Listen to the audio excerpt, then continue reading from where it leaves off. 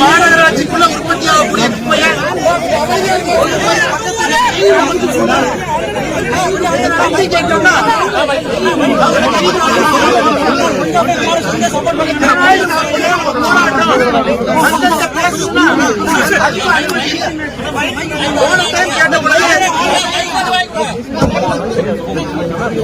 யார் ஆடியோ போன டைம் கேட்ட பொழுது காவல்துறை அனுமதி கொடுத்து வரலீங்க.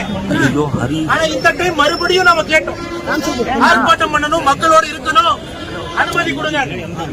அனுமதி மறுத்தது மட்டுமல்ல, வீட்டுல கைது பண்றது. உதாரணத்துக்கு என்னைய வீட்டுல வீட்டு சிறை வைக்கிற தொண்டியும் வந்துச்சு.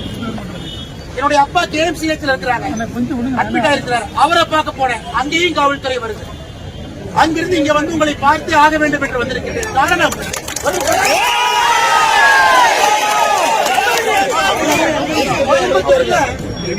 கோயம்புத்தூர்ல காலேஜ் பொண்ண ரேப் பண்ணா 6 மணி நேரம் கழிச்சு பிடிப்பானு.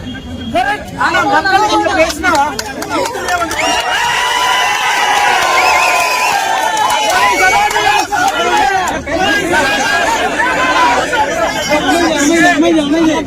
சட்டம் ஒழுங்கு எங்க இருக்கு, ஆட்சி யாருக்காக இருக்குது?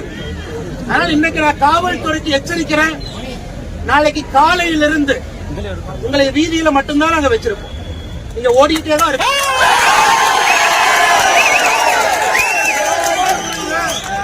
உங்களுடைய சீரமைக்கு மரியாதை கொடுத்து உங்கள்கிட்ட நியாயமான முறையில் நாங்க டைம் கேட்போம்.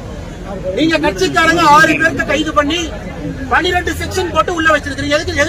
எது கைது பண்ணீங்க? குப்பையை கொண்டு வந்து ஏன் கொட்டுறீங்க? அந்த ஆர்ப்பாட்டம் பண்ணது கைது. இன்னைக்கு திருப்பூர்ல இருக்கக்கூடிய இந்த மாநகராட்சியினுடைய மேயர் திரு தினேஷ் குமார் எவ்வளவு பெரிய ஊழல் கிடைச்சாலும் உங்க எல்லாத்துக்குமே தெரியும். 50 ரூபாய் தொடப்பா கட்டைய 450 ரூபாய்க்கு வாங்குறாங்க. இங்க ஊழல் செய்வதற்காகவே இந்த குப்பைய எங்கேயுமே சுத்திகரிக்காம 570 டன் குப்பை எடுத்து அதுக்கு டிரான்ஸ்போர்ட் காரங்கிட்ட கமிஷன். MCC 28 மிஷின் இருக்குது. இங்க 23 MCC குப்பை மறுசுழற்சி மையம் 23 மிஷின் வேலை செய்யல, பேருக்கு 5 வேலை செய்யுது.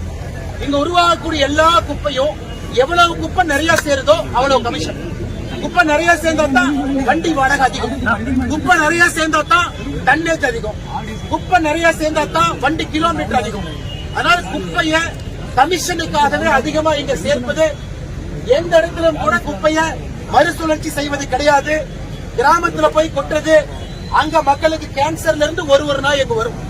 அதனால நம்ம எல்லோரும் நன்றாக புரிந்து கொள்ள வேண்டும்.